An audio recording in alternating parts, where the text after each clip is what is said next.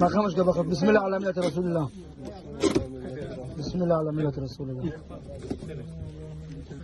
ما بسم الله.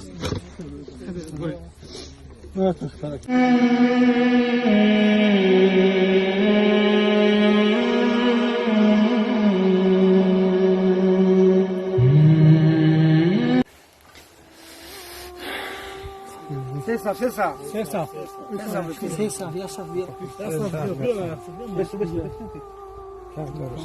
أعوذ بالله من الشيطان الرجيم. بسم الله الرحمن الرحيم. كل نفس ذائقة الموت. جوانان عزیز، همدران عزیز، امروز نمیخوام صحبت کنم در باره مرگ، بس میخوام یک دو حدیث پیامبر اکرم صلی الله علیه و سلم براتون صحبت بکنم در باره رحمدلی. جوانان عزیز،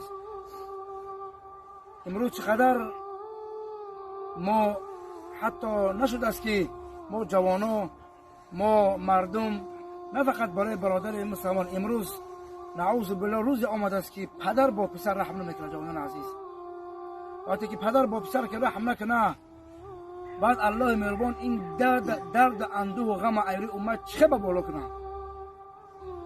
یه حدیث صحیح را براتون شرح میکنم، ان شاء الله دعا میکنم که حدیث حضرت انس روایت میکنه که پیامبر اکرم صلی الله علیه و سلم میگه که والذی نفسی بیده لا یضع الله رحمة الا علی رحم. قسم به اون ذاتی که جان محمد در دست اوست، الله مهربان رحم نمیکند به اون شخصایی که، به اون انسانهایی که تا مادام در روی زمین به دیگر رحم نمیکنید. جوانان عزیز، رحم بسیار چیزی مشقت است، رحم بسیار چیزی است.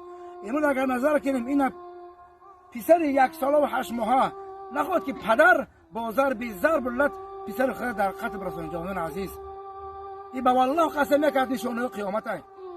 من ندا برای همون جوانایی میکنیم که امروز در بعض جاها ما جنازه میخونیم، حتی امر معروف و نهی از منکرات در شبکه‌ها میمونن و در کامنت‌ها مینویسن، بعضی نوجوان مردم مینویسن که ما ترسیده خواب هستیم، همین جنازه ها در شبکه‌ها نپرتید. چرا پیش از جنازه ها در شبکه‌ها بسیار توی حافظی میپرتافتن، کنسر میپرتافتن؟ چرا یادت نمیگفته که حافظی را بس کنه که الله غضبش بالا ما بیاید؟ چرا امروز میگی جنازه ها نپرتید که ما خودمون ترسیده خواب هستیم، در غم اندوه هستیم، جنازه ها نپرتید؟ انا میخوای خدا که دور شدن گرفتیم، خدا هم که عذاب بالای ما شما برادران میفروره. ای جوان مرده که در ته کامنت‌ها مینویسی که امر معروف جنازه ها رو نپرتید، ای جوان مرده که میگوید که ما خودمون در غم اندوه هستیم، از الله شرم داریم. مادامی که با موسیقی و با کنسر با فواحش تماشا میکردی، یک بار نمینویسی که جوانا بس کنه فواحشم، بس کنه موسیقی پرتانه که عذاب خدا برای ما شما بیا. اینا بسر ما آمد امروز که جوان مرد پسر 1 سال و 8 ماه خودش را با آزار بزدن، با قتل رسان. آیا این برای ما شما ماتم نیست؟ آیا برای ما شما این غضب خدا نیست؟ که پیامبر اکرم چی میگه؟ الراحمون یرحمکم الرحمن یرحموا من فی الارض یرحمکم من فی السماء. ای جوانا، پیامبر برای ما شما میگه رحم کنه در روی زمین با اون شخصا تا اینکه مادام از آسمان برای شما رحم کرده شود. تا با والله قسم رحم اگر نمیکنیم به دیگر، امروز با یار برادر نه، امروز ببینید که پدر با پسر خودش رحم نمیکنه. وای به حال اون دیگه جوانا، رحم کجاست جوانان عزیز؟ با والله قسم وقتی سخن میکنم گیره مادرم میبینم مرا دلام نش میزنه. این طفل بیگناه چی گناه داره که این پدر بیرحم زده است؟ ای الله شرم داریم. پیامبر اکرم میگه که والذی نفسی بیده لا يدخل الجنة الا رحیم. داخل بهش نمیشود اون شخصیتی که رحم ندارد، اون شخصیتی که بیرحم است، در قلبش کبر و غرور دارم. مادامی که رحم نداریم با زن فرزند خود خود ادعا میکنه که ما جنت میدارم. الله میگه وسعت رحمت علی کل شیء. الرحمت الله همه جا را احاطه کرده است. تو چرا رحمت نمیکنی؟ رحم به دیگر نمیکنیم جوانان عزیز. تا مادامی اگر ما به دیگر رحم نکنیم، تا مادامی اگر ما به دیگر دوستی مهر و محبت نکنیم، این آفت الله از باره ما شما نمیگه. جوانان عزیز، ما با کدام زبان با شما صحبت بکنم؟ این برای یکی ما و شما، این یکی از نشانه قیامته که امروز با چشممون دیده استیم که جوانان عزیز، ما با والله قسم برادران امروز برایش من قصه میکنم. الله مهربان در سوره عبسه بسیار با عظمت برای ما شما فرماید که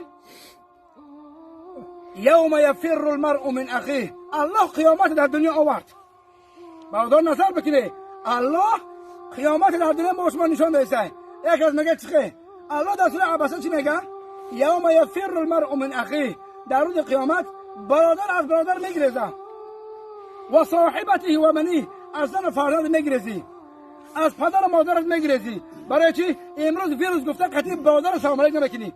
امروز ویروس گفته یک برادر نظری ادینا میزنه در خانه کراتین گفته میگریزی. وای با والله قسم در جنازه اشتراک کردم، حتی پسر گفتم که در قبر بمان پدرتا قطعیش خیر خوش که بوسه از پیشانی بگو پدر جان دیدار تا قیامت. با والله قسم از مرگ پدرش گریخت. آیا برای ما شما آفت نیست؟ آیا الله مهربان در دنیا برای ما شما نشان نیست؟ این همین روز بینه که امروز کرانتین گفتم در جنازه اگر اشتراک نمیکنیم باید دیگر سلام نمیکنیم، از دوری بس گفتم.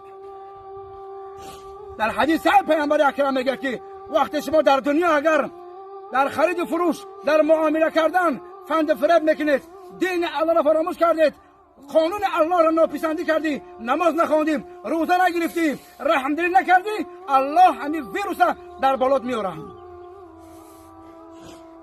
ای جوانا با مردم رفتار خوب بکنید.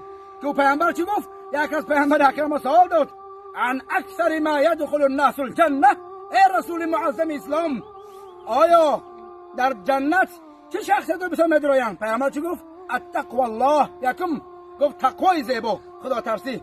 دیمش و حسن الخلق، با مردم رفتار زیبا کردن. اول رفتار با اهل بیت زیبا کن، اول با زن رفتار زیبا کن، با فرزندان زیبا کن. من براش من قصه میکنم.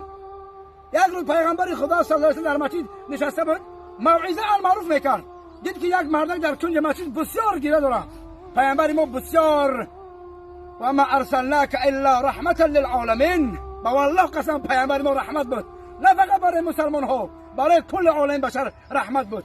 پیغمبر ما الله چی میگه؟ ای محمد و ما ارسلناک الا رحمتا للعالمین. ای محمد ما تو را فرستادیم برای عالمین رحمت. این به رحمت از امت محمد نیست. حتی پیامبر اکرم با دشمناش رفتار زیبا میکرد. اکثر صحابه از رفتار کردار پیامبر اکرم صلی الله علیه و سلم ایمان آوردن. ما چه شخصیت هستیم که در قلبم رحم دارن. ای جوانا، بعد پیامبر اکرم آمد نزد جوان مرد این بردک، گفت که تو چرا قدر گیره داری؟ این قصه برای پدر همین شخصیت دخالتی میکنن. گفت که ای رسول اکرم 11 تا فرزند من خودم بلش خودم کشتم. گفت 11 تا فرزند من خودم بلش خودم کشتم، 10 تاش فراموش کردم، یک تاش از خاطرم نمیبرایم. در دوره جاهلیت، در دوره پیش از اسلام مشرکان در خانه دختر تولید میشد، زنده بازینه دختراشون هم میکشتن. گفت که یک روز گفت میذارم خانه، در خانه یک کودک 5-6 ساله دخترک در حولی بازی داره. اولا ما پرسیم این کی است؟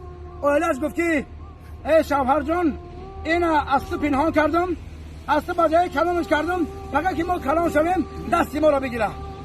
این مردک میگه که در این نقد در پیغمبر خدا کرده، مرا جاهلیتم عمل مشرک کردم، مرا طاقت نماند. اولا ما گفتم که سر دهان دختر را بشان خانه خیلی تاول مشکل میبرم.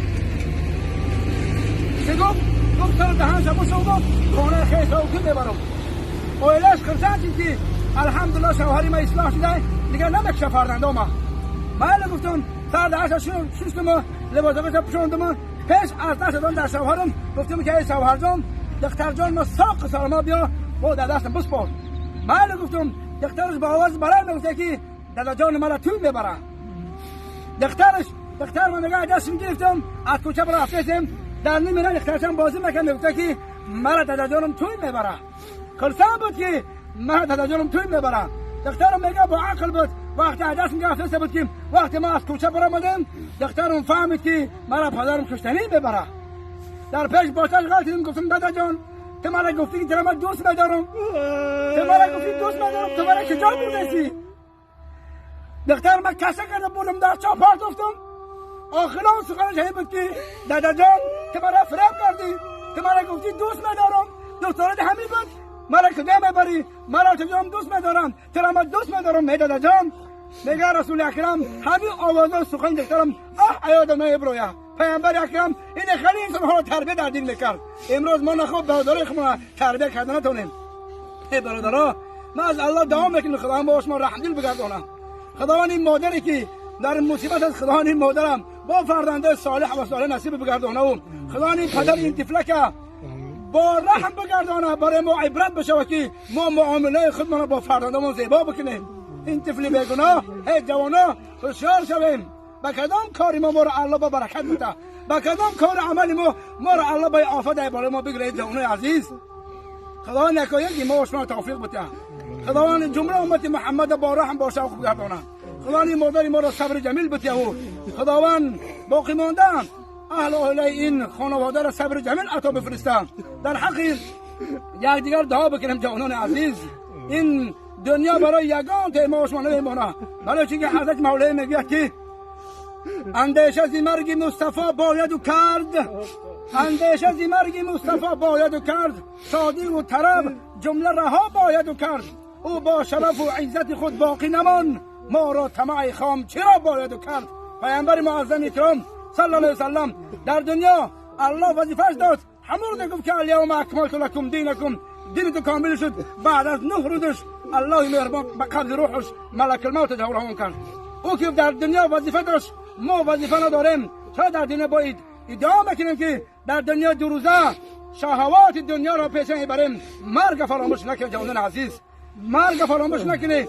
در دنیا یگان کس باقی نمیمونه. کل من علیها فان و یبقى وجه ربک ذو الجلال والاکرام. خداوند یکایک که ما شما توفیق بده. خداوند این مادرم صبر جنات بفرسته. پروردگار جمله امت محمد با شوق با رحم دل بگردانه تا اینکه ما در جمله در بین برادران رحمه. خداوند از قلبای ما کی به دور بگردانه. خداوند این برادری که پسر خود قتل کرد خداوند او را توفیق بده و دیگه برادران عبرت بشه که رحم بکنن به دیگرشون. الله مهربان سفر این دو درجه منجات جنت فردوس بگردانه. خداوند یکایک ما شما رحمت مغفرت کنه. در این قبرستان چی برادرها پا و خواهرها خواب باشن خداوند همشون را